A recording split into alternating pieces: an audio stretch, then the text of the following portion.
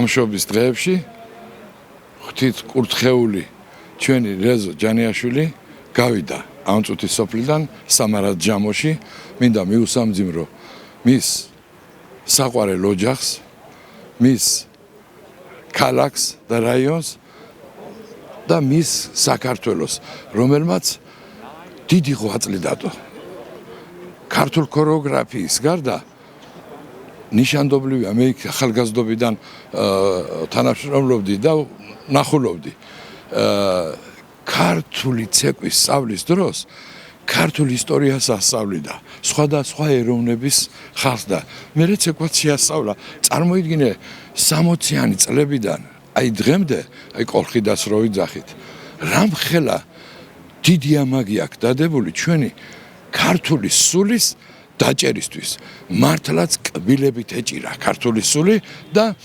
ბევრს არა მარტო რუსს სხვადასხვა ეროვნებისას მაშინ საბჭოთა კავშირი იცით თქვენ რამდენი ეროვნების იყო ბევრს გააგებია რა არის საქართველო ეს არის დიდი ღვაწლი და არც დავიწყება ექნება ამ ღვაწლს მე ვფიქრობ რამე თუ მისი გაზრდილები მისი ნაშრომი აი იმ შედეგს გამოიღებს ჩამოვედი იმის გულისთვის ამ საოცარი წინვალე ადამიანისთვის წინვალე უპირველეს ადამიანისთვის მე კარგი ქორეოგრაფისტვის საოზოგადო მოღვაწესთვის რომელმაც რუსეთში ქართული გენეტიკის და ქართული გენეალოგიის ესე იგი წინვალებისთვის ძალიან ბევრი საქმე გააკეთა ის რომ მან შეძლო რუსის ახალგაზრდა ბიჭი და რუსის გოგონაში ჩაედო ქართული სულიერება ესენი ქართველებად გამოიყვანა სცენაზე ეს უკვე ძალიან დიდი რამეა რა ეს პოლიტიკაზე მეტია მე მისი მეუღლე მიყვარს ძალიან აი რომელიც ვერ ჩამოვიდა იმიტომ რომ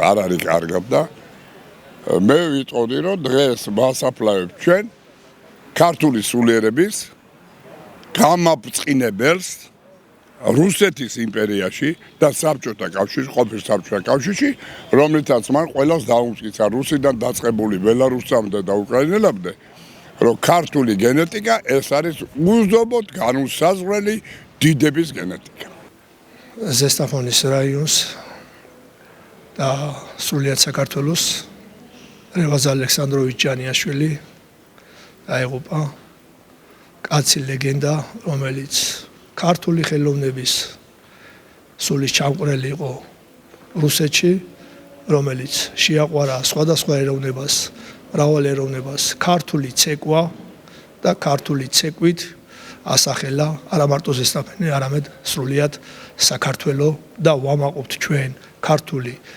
ხელოვნების მოღვაწეები, ქორეოგრაფები, ქორეოლოგები, მომღერლებიც კი და თვითონ უბრალო მაცხოვრებელი ზესტაფონის რაიონის შვილები, რომლებიც ასეთი კარგი ადამიანი იყო და დიდ საქმეს ეწეოდა და დიდ საქმეს აკეთებდა დიდ რუსეთში, ქალაქ მოსკოვში, რომელიც შექმნა ანსამბლი კოლხიდა და ივერია.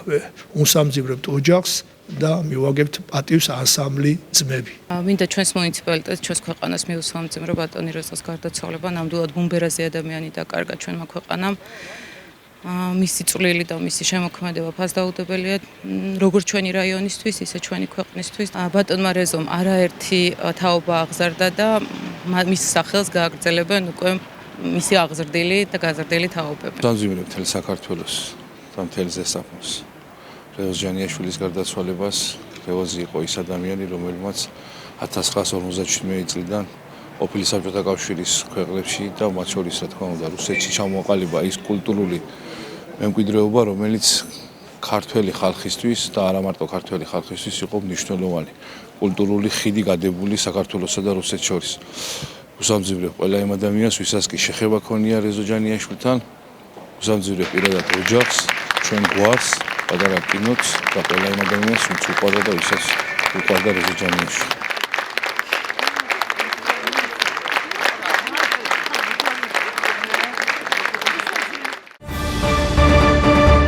საქართველოში სიგარეტი გაძვირდა.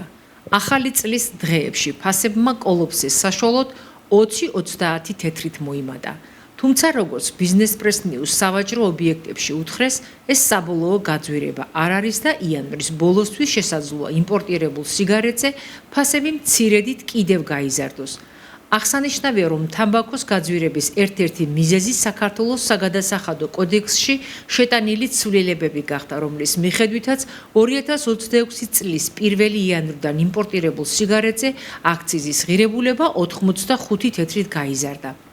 კერძოდ, ახალი წლიდან თამბაქოს შემცველობით იმპორტირებულ 20 ღერიანი სიგარეტის აქციზის ფასმა 1,9 ლარიდან 2,75 ლარამდე მოიმატა. ამასთან 1,85 ლარიდან 2,7 ლარამდე გაიზარდა იმპორტირებული ნაწარმის, რომელიც შეიცავს თამბაქოს ან აღდგენილ თამბაქოს აქციზის ღირებულება. რაც შეეხება ადგილობრივ წარმოებას, კოდექსის მიხედვით აქციზის ღირებულება შემცირდა.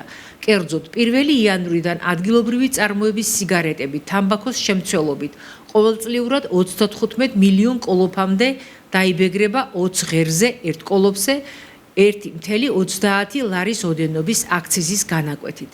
ცნობისთვის, აქციზის განაკვეთი ამ შემთხვევაში იმპორტირებულის მსგავსად 1,9 ლარი იყო.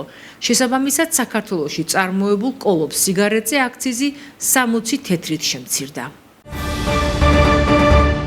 235 ეკომიგრანტ ოჯახს, როგორც დევნილთა და ეკომიგრანტთა სააგენტოს ოფიციალურ ვებგვერდზე ვკითხულობთ, სახლებს შეუსყიდიან. სია ცნობილია. მათ 6 თვის ვადაში შესაძლებლობა ექნებათ სახლები თავად შეარჩიონ, ქვეყნის იმ რეგიონში, სადაც ცხოვრების სურვილი ექნებათ. ინფორმაციისთვის გასულ 2025 წელს სააგენტომ მთელი ქვეყნის მასშტაბით 500-ზე მეტი ეკომიგრანტი ოჯახი განასახლა.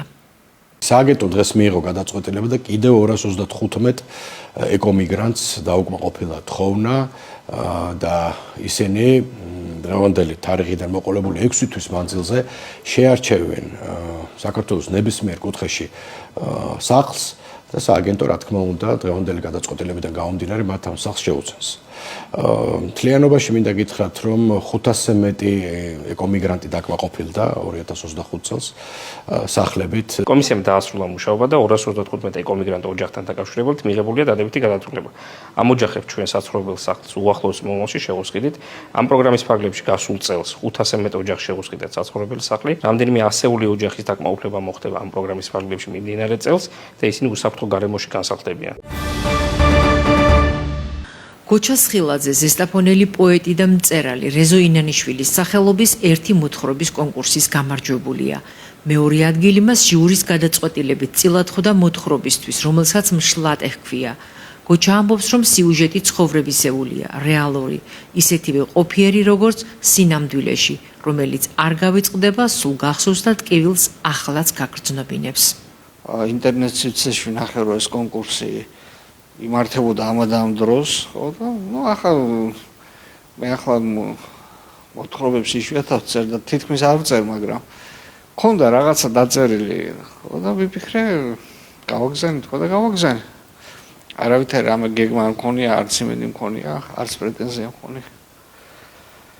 ხო, უნდა ყოფილიყო დაახლოებით 5 გვერდი. ცოტა მეტი თუ იქნებოდა ნაკლები არ იყო პრობლემა.